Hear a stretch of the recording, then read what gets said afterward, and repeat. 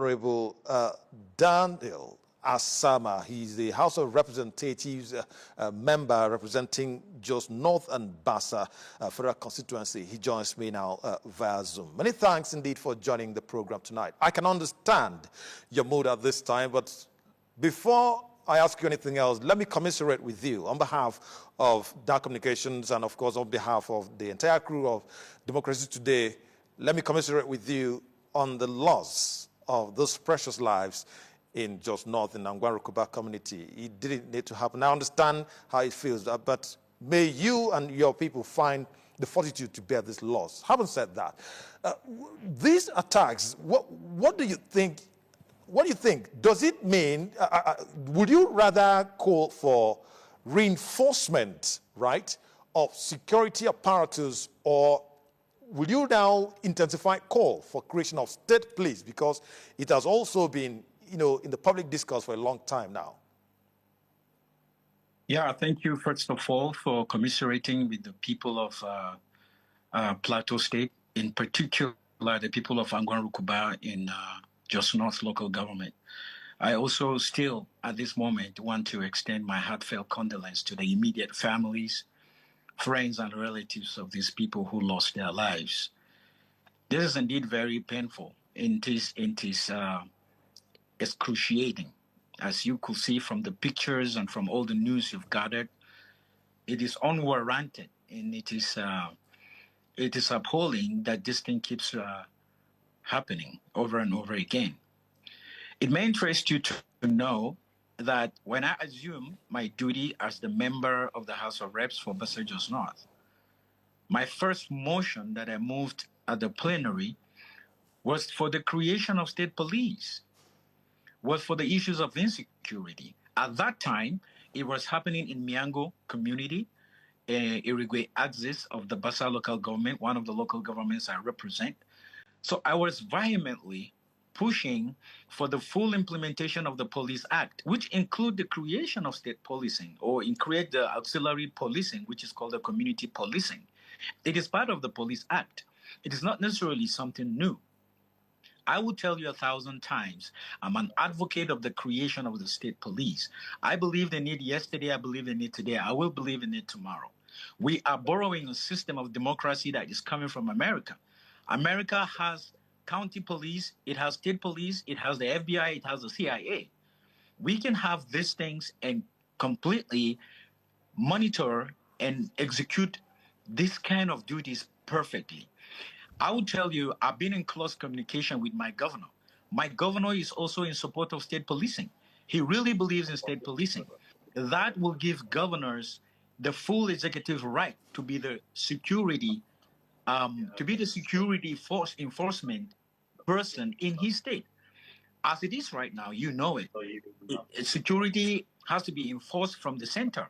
It has to come from Abuja. For whatever reason, he has to lobby with the police to be able to enforce any security lapses that he sees.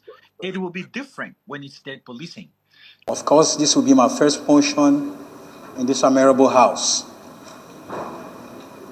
I'm on my feet today to move a motion of matter of urgent public importance under Order 8, Rule 5.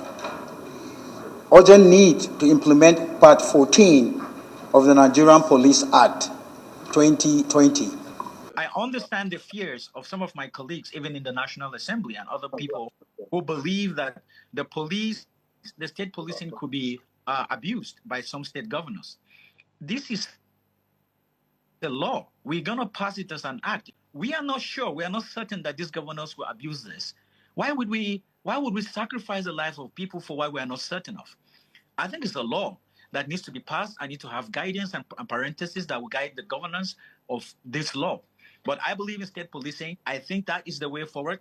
I believe the security forces in Nigeria are doing a lot, and I think they are overwhelmed. Honorable Asama, let me ask you this. You see, as of very recently, the last election that was conducted by INEC, talk about the Anambra governorship election, the all-cycle election, the by-elections in Kano and Rivers State, and even the FCT elections, they all pointed to one thing: voter apathy. There is gross voter apathy at the moment. Now, the 2027 elections are approaching. does this not, also threaten, the participation of the local community people, in terms of voter apathy, abstinence, and indifference towards the elections, therefore, these unnecessary killings? People could turn it the other way. This could be the reason why people should come out and vote, rather than reason why they shouldn't come out and vote. But it could go there. It could go either way. If we see this in a way that it is for the progress of the people, we need to continue to sensitize, continue to educate people on the fact that they shouldn't give up their right. They should change themselves. They will deny themselves their citizens' right. Honorable Daniel, let me ask you, in another dimension, the reason why I really asked that. Now, many people who happen to be victims of these, unprovoked killings, one thing is on their mind: survival, to stay alive and live their lives peacefully. Now, when people are not even sure that they're going to be alive the next day, the next thing they want to think about, or rather, the last thing they want to think about, is participating in civic duties and all of that. As I speak, I know you already know as well that many people have fled this community. So, if they are worried about their safety, will they even be thinking about, participating in civic duties? Well, I want to, as much as sentimentally, that emotionally, from what you're talking, it could make sense. But if you look at it empirically from the point of how people perceive issues, it may not make sense. For instance, there is this angle where the governor had to come and address the people, and the governor has to cushion the effect by giving palliatives and rendering hands of help for the victims and all of that. Now, it is showing them that when you have a governor that is concerned, when you have a governor that loves you, you will still feel the impact. The governor will still be around you, even in your times of turmoil. So it is just about educating people to make them understand that when you run away from voting, it will not only be that people will be attacked, you may be attacked and not even have the kind of succor you're having right now.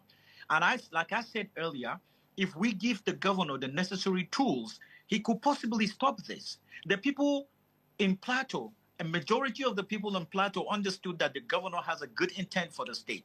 But his hands sometimes got tied by the system, by the law that we have in the country. So he cannot do it all. People understand the governor loves them. So that will mean that they can come out and vote. They understand, and we are trying to keep making them understand that we have a system, we need to adjust, we need to make it work. I'm grateful that the president's body language is not even body language. The president had made mention that he believes in the state policing. The president also believes in the state policing. I think it's getting to the point that it's going to stop at conversation and start to be an act. We need to act quite swiftly to bring this into bear. Right. That state policing has to happen. I think one of the prominent ways is state policing. These people that were attacked in UNGWAN RUKUBA, a lot of them would have been very ready to be able to withstand this kind of attack. And this attack did not just happen out of the blue. They must have gathered intelligence.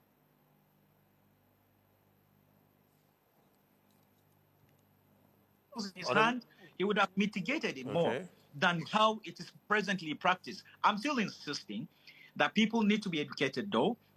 A lot of we need to cushion the people. We need to tell them that they still have to believe in the system. All right, Honorable Daniel. People are finding. Honorable Daniel, let me ask you this last one. Now, considering the fragile nature of the security in these communities, including UNGWAN RUKUBA and others in places in Jos North, can political gatherings still, record, large numbers of people who are ready to turn out and participate still? Can it still be achieved? Like I am saying, this could be the reason why there will be a large turnout, because the people may want to see a more reactive and a more proactive system. And I want to tell you sincerely that if you see the turnout that came out when the governor visited, you will know that people will still be willing to listen to the government. Really want to believe completely this would take people off from participating in political activities.